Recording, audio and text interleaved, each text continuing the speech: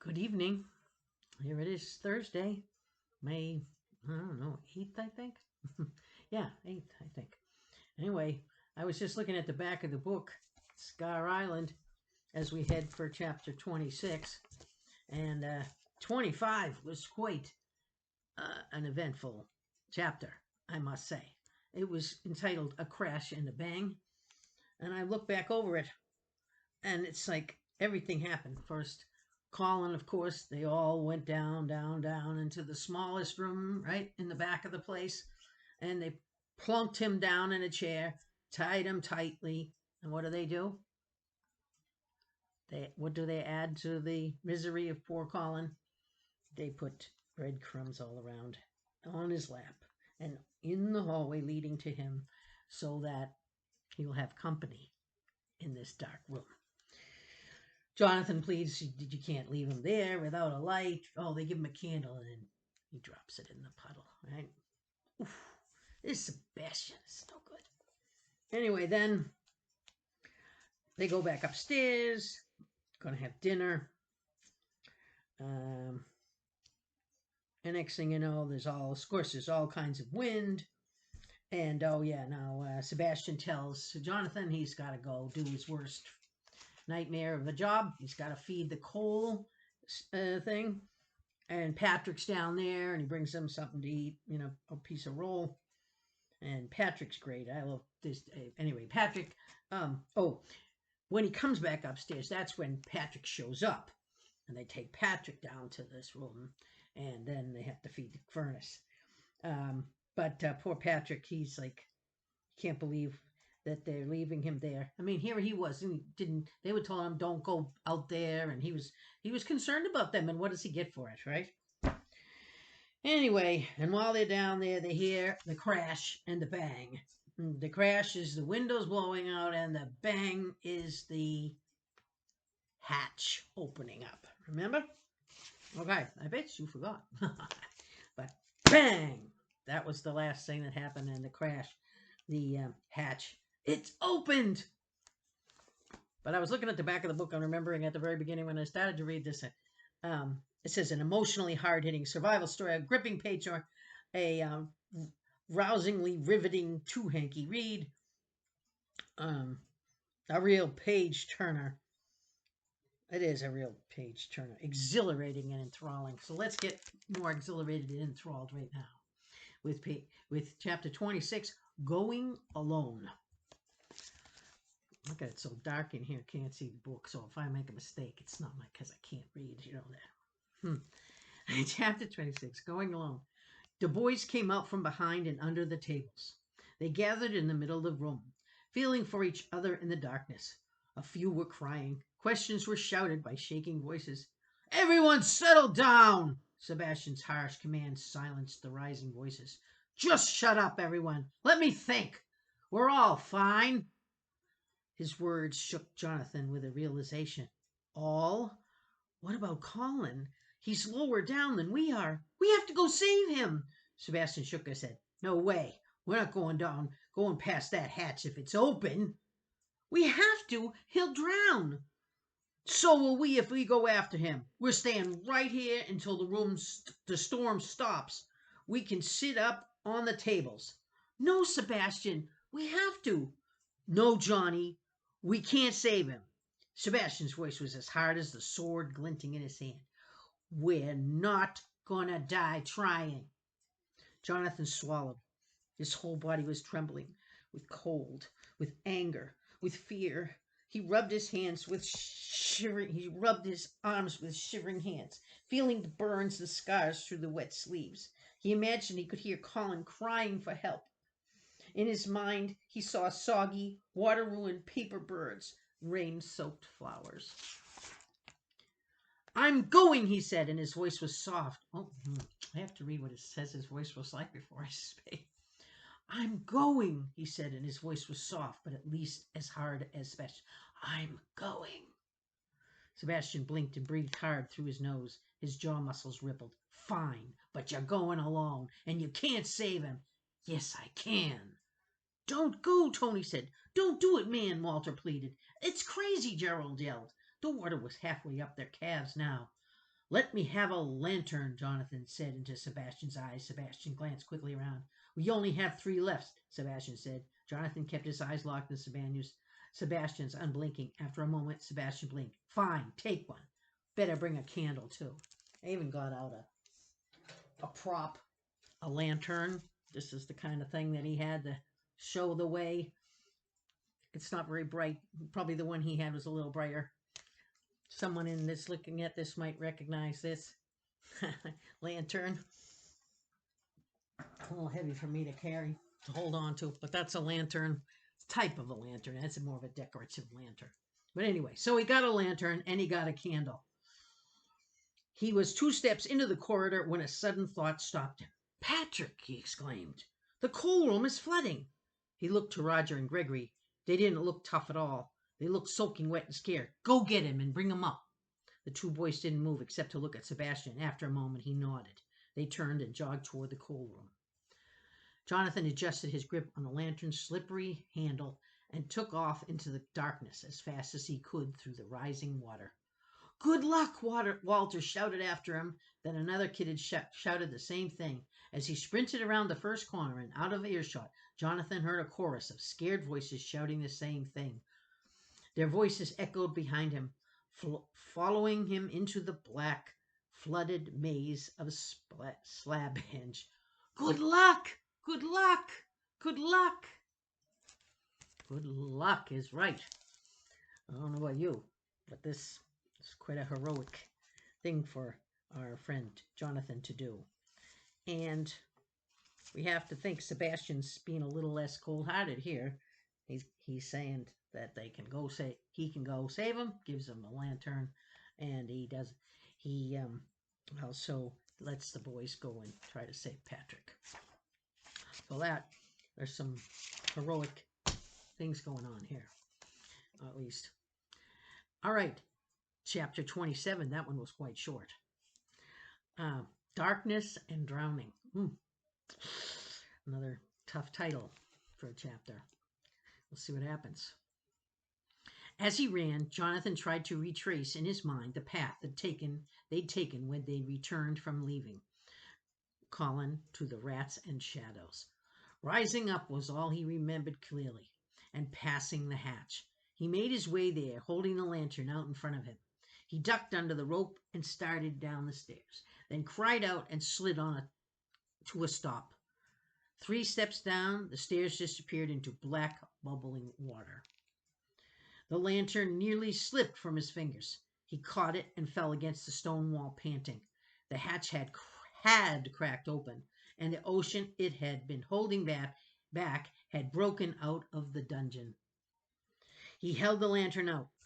He could just see through the water where the ceiling flattened out above the landing, now lost under murky seawater. He held the lantern. I can make it, he told himself. His voice sounded tiny and hollow in the echoing gurgles of the flooded stairwell. Just a quick swim down, then up. There was an iron hook on the wall by his hand, and he swung the lantern onto it. He felt in his pockets and pulled out the book of matches that Sebastian had given him earlier when he'd first sent him out to join Colin. It had been only a few hours before. It felt like forever. He spit and blew drying out his mouth. Then he tucked the book of matches into his mouth and closed his lips tight, holding the matches on his tongue. Clutching the candle in his hand, he dove into the dark water before his fear could get strong enough to stop him. The water was freezing. His muscles tightened and shook, and he almost turned around, but he shook his head and kept going. He kept his eyes open, and the chilled, salty water burned. He swam with his arms and kicked with his legs, and the light from the hanging lantern got dimmer and darker and more distant. Then it was all the way gone. Jonathan swam through freezing blackness. He tried not to think of the skull that rolled and knocked somewhere in the dark water there with him. Down he swam, under the ceiling ledge. He stayed near the top, bumping and scraping on the rough ceiling stones. The water wasn't still. It swelled and moved with currents and surges, no doubt coursing in and out through the hatch with the rise and fall of the waves in the storm outside. He swam along the level landing ceiling, his lungs beginning to burn. His lips were pressed together as hard as he could to keep the matches dry. A strong surge of water from below crushed him against the ceiling and pushed him back. He fought against it, digging his elbows into the corner where the wall and the ceiling met, then kicked on desperately. Finally, he felt the ceiling begin to slope down. He was swimming up the fat staircase. It suddenly occurred to him that he had no guarantee that the far side was above water. Maybe he would swim up and without ever finding air and then drown in some dark and flooded corridor, a book of matches in his mouth. But at last his head broke the surface and he gave a final kick and gasped a mouthful of cold, delicious air. His feet found the stairs beneath him and he stumbled up out of the water. He staggered, dripping and shaking, out of the stairwell and into the hallway. He was in utter blackness, just like the first time he'd come here, when he'd dropped the lantern by the hatch. He shook the water off his hand and pulled the matches out of his mouth. The hallway was filled with water, sounds of storm and flood. His gasping lungs added their own noise. His hands shook as he struck the first match. It lit a beautiful yellow flame. In all that looming darkness, he smiled and held it to the candle's wick. Nothing happened. He kept holding it, waiting for the flame to grow and the wick to take light, but the match burned down to his fingers and then out. Damn it, he cursed, his voice tight with shivering. Of course, idiot, the wick's wet.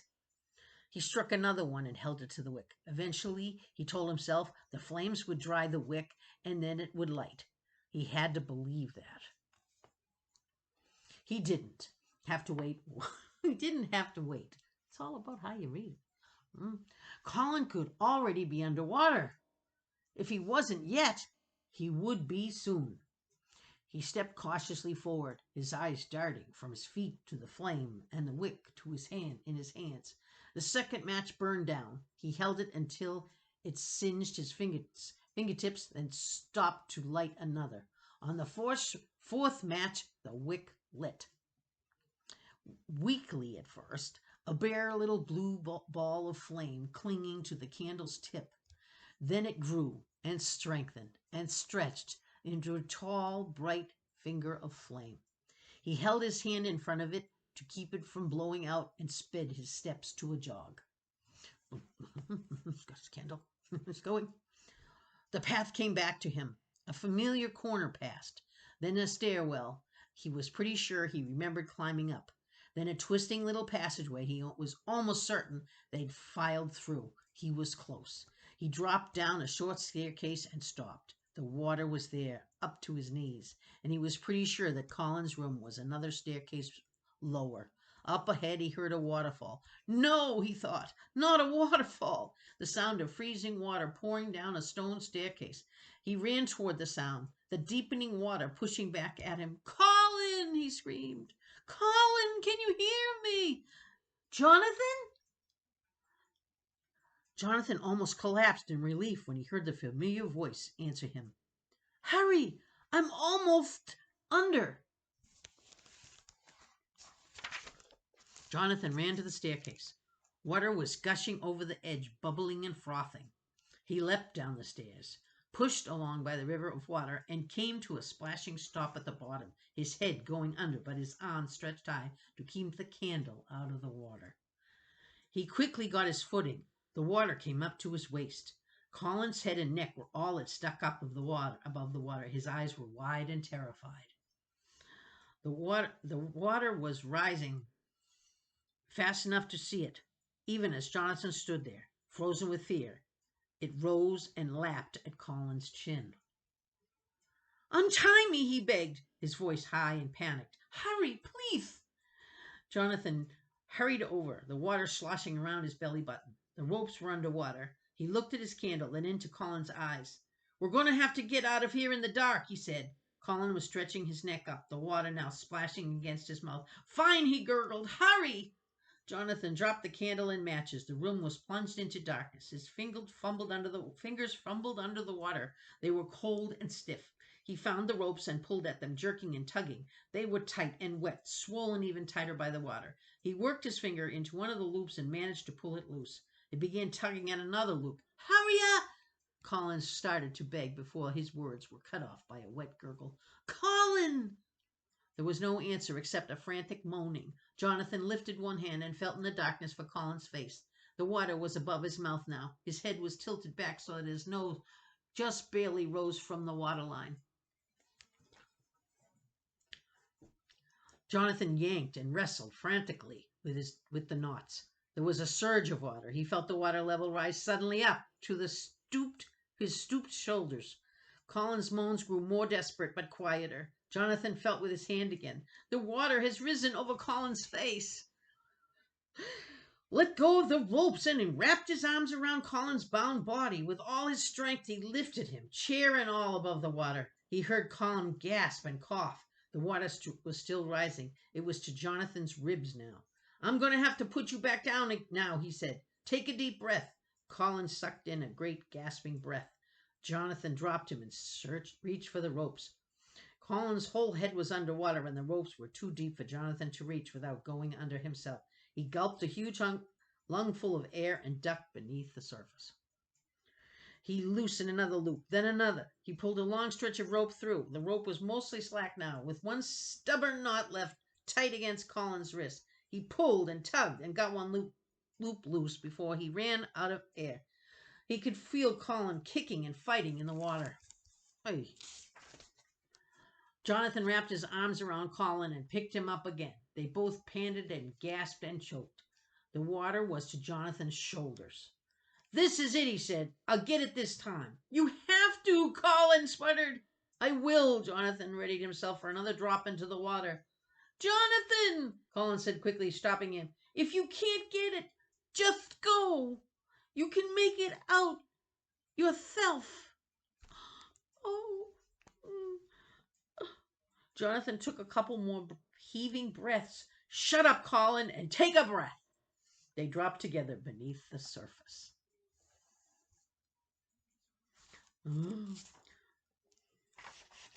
There's only 2 pages in this next chapter.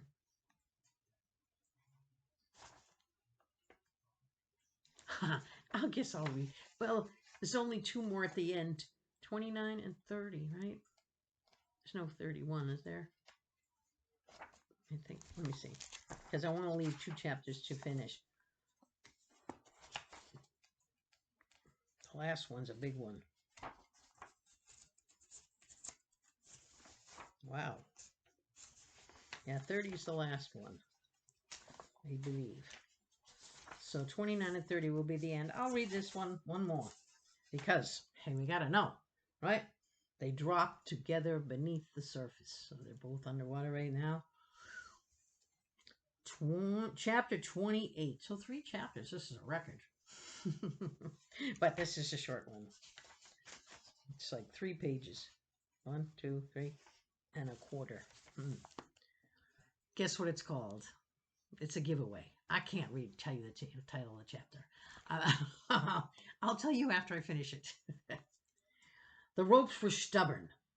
The water was cold and dark and determined. Colin fought and thrashed against his ties. His closed mouth screaming rang dull and frantic under the black water. Jonathan's fingers and arms burned with exhaustion. His lungs screamed for air. He felt the burning in his arms and gritted his teeth. His lungs begged him to swim to the surface. No air, but he held tight to the ropes and worked at the knots. I can do it, he told himself. Even his mind's voice was breathless and terrified. I can save her. He shook his head and slid his fingers beneath the taut ropes. I can save him, he corrected himself. I can. His fingers slid through. He hooked them around the last loop and pulled. It hung for a moment, stuck, then slid loose, and the rope went slack, and Colin shook his arms free, and they both kicked up to the surface. His fingers slid through. He hooked them around the last loop and pulled. It hung for a moment, stuck, then slid loose and the rope went slack and Colin shook his arms free and they both kicked us. Oh, let's read that again, huh? They tread water for a few ravenous breaths. He'd done it. He'd saved him. Tears were hot in Jonathan's eyes. He wasn't sure why. Relief, maybe. His head bumped something hard and he jerked when he realized it was the ceiling. "We've got to get out of here," he shouted. "Follow me." They swam through the complete darkness toward the doorway. The water was still flowing down the staircase, pushing them back into the room, trapping them in the rising water. "Grab the wall with your fingers," he hollered over his shoulder. "You can hold on to the cracks between the blocks." He pulled himself block by block up the staircase.